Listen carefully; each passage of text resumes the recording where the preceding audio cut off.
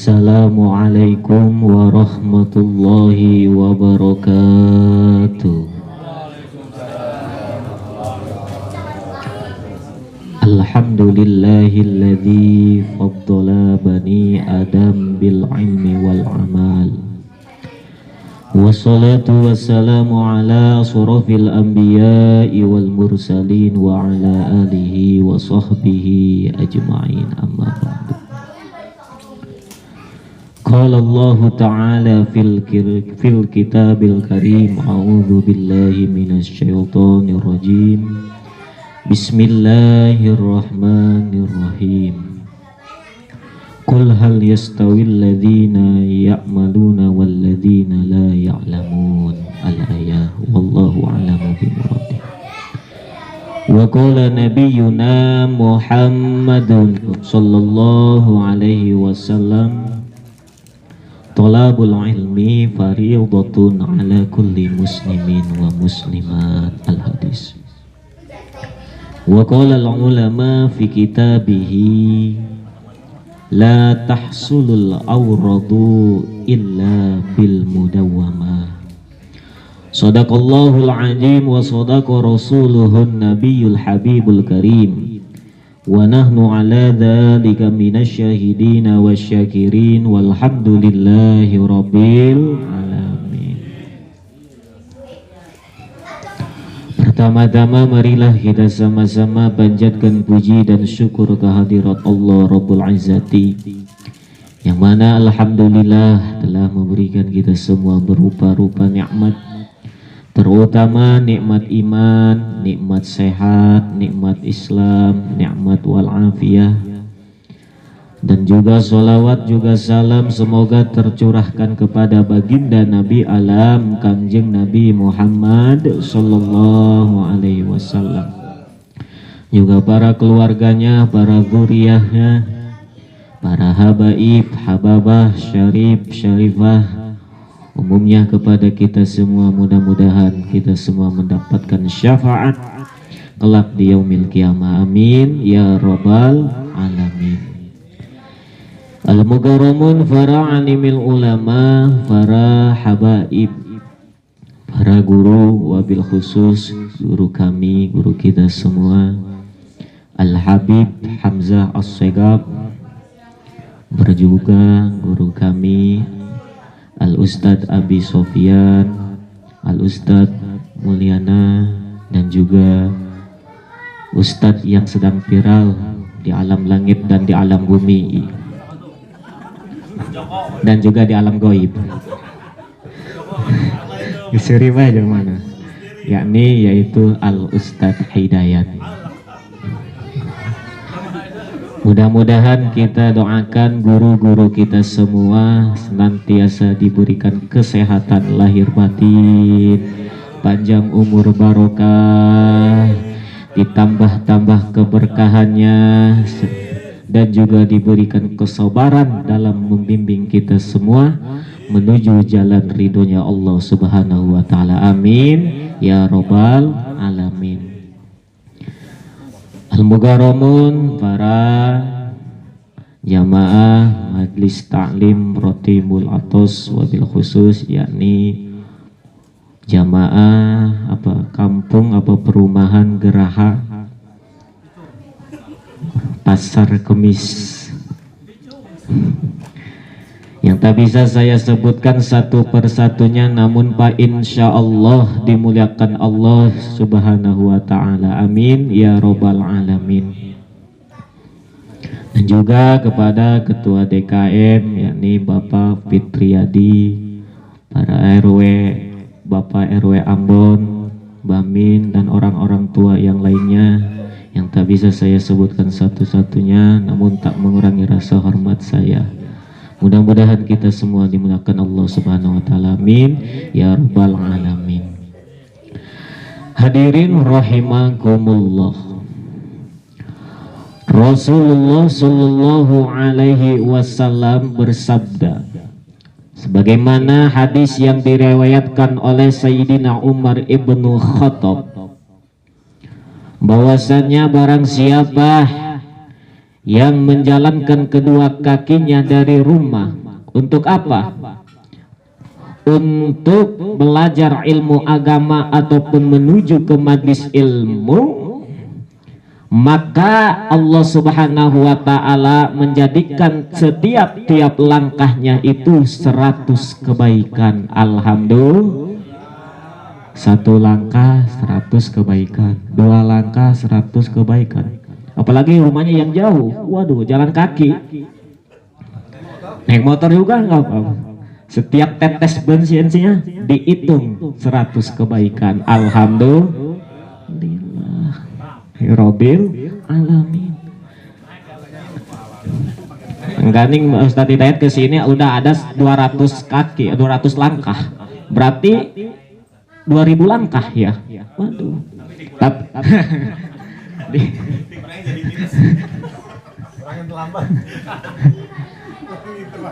Tapi jangan punya persepsi gini, mentang-mentang 1 langkah dihitung 100 kebaikan, oh udah banyak nih langkah, besok mah udah nggak usah ngaji. Jangan, sesat itu.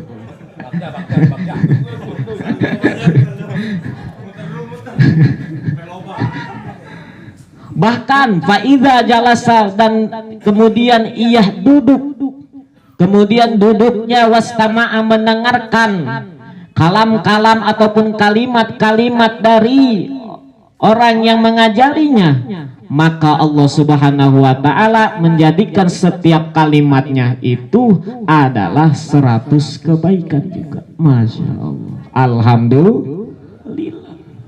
Ini hadis Rasul. Setiap kalimat yang keluar dari orang yang mengajarnya, maka Allah akan jadikan 100 kebaikan. Udah nggak kehitung. Pokoknya pahala ngaji mah udah nggak bakal kehitung sama kita.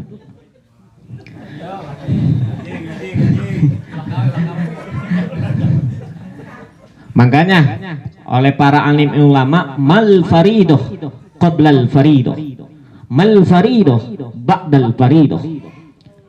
Ada suatu perkara yang wajib sebelum perkara yang wajib. Ada sesuatu yang wajib sesudah yang wajib. Apa? Yaitu ngaji. Tapi ada yang udah ngajinya mah mau molor ke, mau tidur ke, mau duduk ke, mau tidur-tiduran ke, mau makan aja, mau ngerokok aja, bebas. Kenapa? Karena walaupun kita ngajinya banyak makan, banyak minum kopi, banyak ngerokok, karena sesuatu yang kita makan, sesuatu yang kita minum dalam kitanya sedang belajar ilmu agama, mengaji, maka Allah Subhanahu wa ta'ala menjadikan malaikat rahmat untuk memintakan ampunannya kepadanya. Amin ya robbal. Masya Allah, itu enggak kehitung tuh pahala ngaji. Waduh, banyak banget.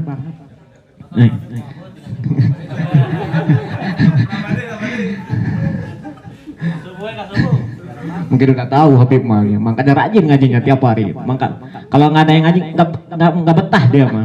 Pengennya keluar aja nggak nyari majlis taklim Habib. Masya Allah, panutan kita. Alhamdulillah. Bahkan hadis yang diriwayatkan oleh Ibnu Mas'ud. Siapa Ibnu Mas'ud? Ibnu Mas'ud yaitu adalah salah satu asistennya Rasulullah yang sangat dekat dengan Rasulullah, Abdullah Ibnu Mas'ud. Beliau adalah orang yang sangat dekat dengan Rasul, bahkan tahu terhadap rahasia-rahasia Rasul. Orang yang selalu membawa bantalnya Rasul, orang yang selalu on time 24 jam menemani Kanjeng Rasulullah Sallallahu Alaihi Wasallam. Cirinya Abdullah Ibnu Mas'ud itu orangnya kecil orangnya, pendek, kecil orangnya.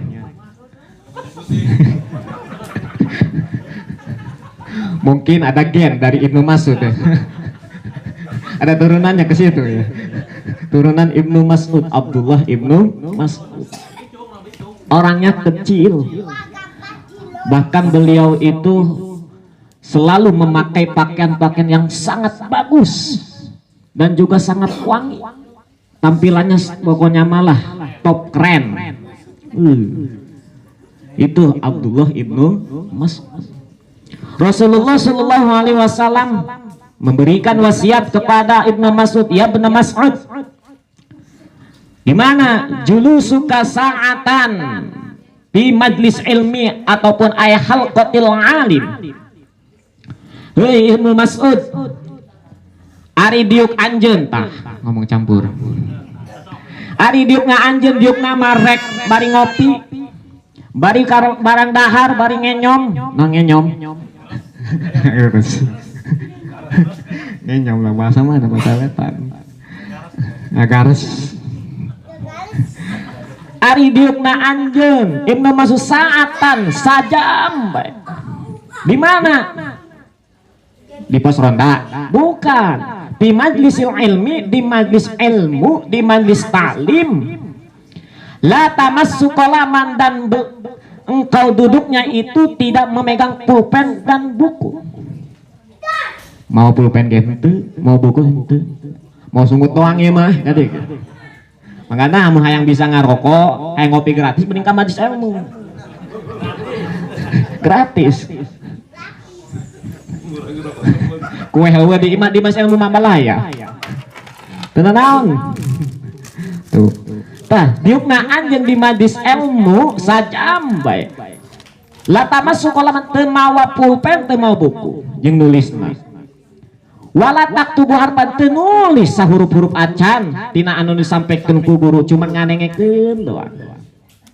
Mustami asupna. Kalau mustami itu bedanya sama sami beda dikit. Kalau mustami itu mendengarnya dengan diseja. Kalau sami itu hanya selewatan, tidak diseja. Itu bedanya sami' sama mustami'. Sebagaimana diterangkan dalam kitab Taqratus Syadidah. Nah, diukna anjeun duduknya engkau sejam saja di majlis ilmu, tidak membawa pulpen buku, bahkan tidak menulis satu huruf pun, maka khairun itu lebih baik terhadapmu daripada membebaskan 1000 hamba sahaya. Alhamdulillah. Yukna doang saja. Teu mawa pulpen, teu mawa buku, teu nulis, urang nganekeun wang bari ngenyong, bari ngahenen, bari ngantuk. Tah eta ganjaran. Bahkan sebagaimana yang tadi diterangkan oleh guru kita Abi Sofyan, bersalamannya dengan guru-guru kita dengan habaib itu lebih bagus daripada kita 1000 salat 1000 rakaat salat sunnah. Salaman sama orang-orang yang alim, salamannya doang. Bahkan melihatnya itu lebih baik daripada kita bersedekah. Masya Allah, salamannya dok, melihatnya para kiai, para alimir ulama, para ustadz, para habaib, melihatnya, tapi melihatnya dengan cinta, jangan dengan hewa. Wah, hewa tuh kak ustadz itu, wah lo ulah, ayat ustadz eta mengabiakan bayar datang ke imah aja, jangan, tetap kita hargai dengan ilmunya.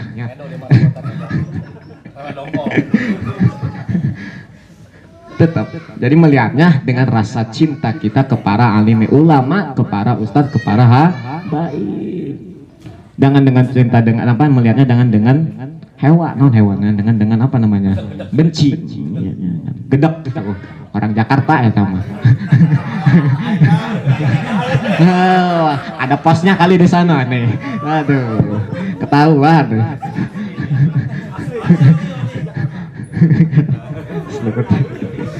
Terus sampai Cina berem.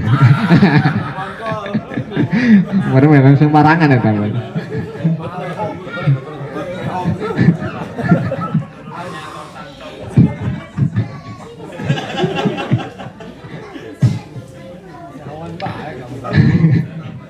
Nah ini nih. Jadi salamannya para kiai, dengan salamannya dengan para kiai, para alimin ulama, melihatnya pak wajah-wajah para kiai, para alimin, para habaib, itu ada nilai-nilai ibadahnya. Alhamdulillahirabbil alamin. Makanya untung kalau rumahnya dekat sama kiai. Untung. Kalau pengen dapat ganjar, udah ke rumahnya aja. Lihat kiai, assalamualaikum, waalaikumsalam. Enon ya, itu, aing nelebeng doang kiai. Waalaikumsalam. Nah, itulah keunggulannya para ulama, para kiai, para habaib. Hadirin rahimakumullah. Saya di sini akan menjelaskan tentang rukun-rukun sholat. Walaupun ini tentang rukun sholat banyak sudah yang tahu, bahkan kita sudah banyak mendengarnya. Tapi yang dinamakan ahli ilmunya, ahli ilmu adalah seseorang yang tidak bosan terhadap ilmunya Allah. Makanya orang bisa disebut ahli ilmu, tidak bosan mendengar kata-kata ilmu agama. Itu. Makanya kalau udah bosan, eta macana bosan, eta rukun salat deui bae. Belum disebut ahli ilmu. Belum disebut ahli yang dinamakan ahli ilmu. Terus tidak merasa bosan, terus mahabbah terhadap ilmu agama, walaupun dia 1000 kali mendengar, 1000, 2000, 3000, 5000. Itulah ahli ilmu. Makanya ahli ilmu bukan kiai aja, orang-orang yang selalu mendengar terhadap ilmunya Allah Subhanahu wa ta'ala. Sama aja, makom yang ngajar, makom yang diajar, sama aja. Intinya kita mendapatkan ridhonya Allah, menegakkan agamanya Allah Subhanahu wa ta'ala. Thalabul ilmi faridatun ala kulli muslimin bahwasanya mencari ilmu itu hukumnya fardu ain. Di mana fardu ain tidak ada kata mewakili. Kalau hukumnya fardu ain berarti mewakili. Mang rek ngaji wal tadi itu geus wakilkeun bae aing mah cenah. Waduh, teu bisa kitu. Mang geus salat can, aya salat geus wakilkeun bae cenah. Teu bisa kitu, nu ngaranna hukumna fardu ain. Jadi tah eta fardu ain. Nomor ke-1 dari rukun-rukun salat, sebagaimana yang telah kita tahu terangkan oleh guru-guru kita, bahwasanya rukun-rukun salat ada yang menyebutnya 14, ada yang menyebutnya 17, ada yang menyebutnya 18, bahkan sampai 20 rukun-rukun sholat sebagaimana diterangkan di dalam kitab Kasyifatus Sajah karangan Syekh Nawawi Tanahara Al-Bantani. Mana aja sama aja, jangan sampai jadi perebutan, perdebatan. Makanya kalau kita beda dengan guru yang lain ataupun beda dengan apa yang disampaikan dengan guru lain, jangan sampai itu menjadi ala sabilit takmid, ala sabilil tamad. Jangan sampai menjadi permusuhan, jangan sampai menjadi saling hewa. Geus eta mah ala sabilil hukmi, semata-mata melalui perjalanan hukumnya Allah. Ikhtilaful ulama rahmatun, perbedaannya ulama adalah rahmat kepada kita. Rukun salat nomor pertama yaitu niat. Niat naon? Niat rek nyandung lain. Niat rek salat. Di mana tempatna niat? Mahalluha al-qalbu, tempatna niat jelas dina hate. Hate dina niat. Usolli fardhu zuhri arba'a raka'atin mustaqbilal kiblati adaan lillahi ta'ala. Itu telah dirumuskan oleh ulama-ulama kita. Enak kita mah, kita tinggal ngalangap doang. Usolli fardhu zuhri arba'a raka'atin mustaqbilal kiblah adaan lillahi ta'ala. Adapun watalafuzu biha sunnatun, melapatkan mengucapkan niat tersebut itu hukumnya Karena mengapa? Karena dengan diucapkannya niat tersebut oleh lisan ini akan menolong terhadap hati. Ketika kita mengucapkan usolli, terbayang di dalam hati pekerjaan-pekerjaan sholat. Bukan terbayang tadi mbak-mbak yang kita lihat ya.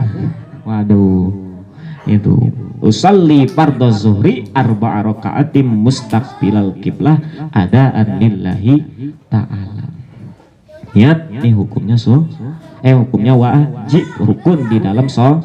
Adapun melapatkannya, mengucapkannya itu hukumnya Nah, dalam masalah niat di dalam sholat ini beda-beda, yang direkannya, yang diiktibarnya, yang dihitungnya. Mana kalau bila mana sholatnya statusnya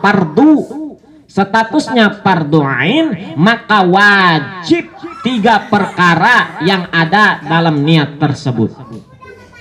Mana? 1 ada qasdul fi'li. 1 qasdul fi'li. Kedua, ta'yin menentukan sholatnya. Dan ketiganya yaitu fardiyah. Mana? Seperti mana qasdul fi'li? Seperti kita mengucapkan usolli, saya niat sholat. Akalu, saya mau makan. Asrobu, saya mau Nah, itu dinamakannya qasdul fi'li. Qasdul fi'li. Usolli, saya niat. Keduanya ta'yin, menyebutkan status sholat. Kalau kita sholatnya mau sholat dohor, sebutin zohornya, usolli fardhu zuhri. Kalau kita sholatnya mau sholat asar, sebutin asarnya, usolli fardhu asri. Itu dinamakan ta'yin. Ini wajib yang harus ada di dalam sholat fardu. Dan yang ketiganya yaitu fardiyah, status hukum sholatnya fardu.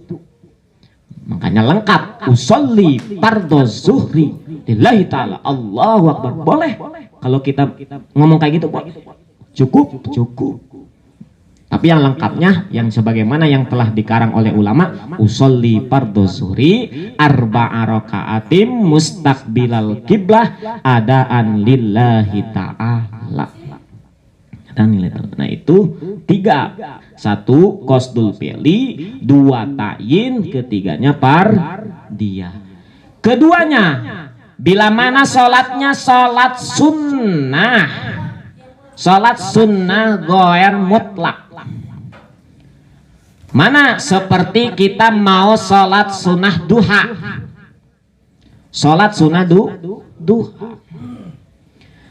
Maka wajib yang ada dalam niat tersebut 2 perkara. Yang pertama, wajib qasdul fi'li, yaitu ada qasdul fi'li. Dan keduanya ada ta'yin, usolli sunnatadu duha. Usolli sunnatadu duha. Nah, itu disebutnya qasdul fi'li usolli, duhanya disebutnya ta'yin. Kalau sholatnya nomor ketiga, sholatnya sholat sunnah mutlak, mana yang wajib harus disejaknya, yaitu adanya 1 qasdul fi'li usolli raka'ataini lillahi ta'ala, Allahu akbar. Ini ibadah apa lagi ya yang belum saya kerjakan? Duha udah, ngaji Quran udah, tahajud udah, dan lain. Pengen sholat lah, sholat sunnah mutlak, nggak apa-apa, sholat aja. Usolli raka'ataini lillahi ta'ala, Allahu akbar. Bisa jadi. Nah, inilah darjat makom niat di dalam rukun sholat. Nomor keduanya rukun sholat yaitu takbiratul ihram. Mana takbiratul ihram itu? Yaitu mengucapkan Allahu akbar. Itu namakan takbiratul ihram. Takbiratul ihram masuk dalam rukun qauli. Di mana-mana ada rukun qauli, pasti harus terdengar oleh diri kita sendiri, oleh telinga kita sendiri. Itulah disebutnya rukun qauli. Kalau kita sholat masuk dalam rukun qauli, takbirnya tidak mengucapkan, tidak terdengar oleh telinga kita sendiri, maka tidak sah. Misalkan gini, nggak terdengar oleh telinga. kayak orang gagu aja. Nah, nanti harus terdengar, minimal terdengar oleh telinga kita sendiri. Allahu Akbar. Itu disebut rukun qauli. Nah, inilah rukun sholat takbiratul ihram. Dan ketiganya yaitu berdiri bagi orang yang mampu. Di mana? Di sholatnya sholat fardu. Gimana kalau berdiri di sholat sunnah? Tidak wajib hukumnya. Tidak wajib. Kalau misalkan kita mau sholat sunnahnya sambil duduk, boleh-boleh aja. Boleh-boleh tapi ganjarannya setengah dari pahala sholat berdiri di sholatnya yang wajib. Sholat sunnah yang berdiri gitu. Fala yajibu al-qiyamu fin nafilah, tidak wajib berdiri di dalam sholat sunnah. Bal yajuzul qu'ud, tetapi boleh-boleh saja kita sholat sunnahnya sambil duduk. Walaupun kita bisa, mampu, sehat, boleh-boleh aja. Malas nih, misalkan kita habis sholat dohor mau sholat sunnah badiah, malas amat nih misalkan nih, malas aman mau berdiri, sholat sunnah aja duduk langsung. Duduknya duduk iftirosh. Duduk iftirosh itu kaki yang kaki belah kiri apa namanya ininya, kakbun. Ininya nih, tumpitnya harus didudukin. Ya lu duduknya duduk iftirosh. Nah, boleh. boleh. Kalau tidak mampu sholatnya sambil duduk, berarti turun miring. Tidak bisa turun miring, atau sambil ngarondang gitu sambil apa namanya, nangkarak. Tayat awal, iya duduk iftirosh, duduk di antara dua sujud itu.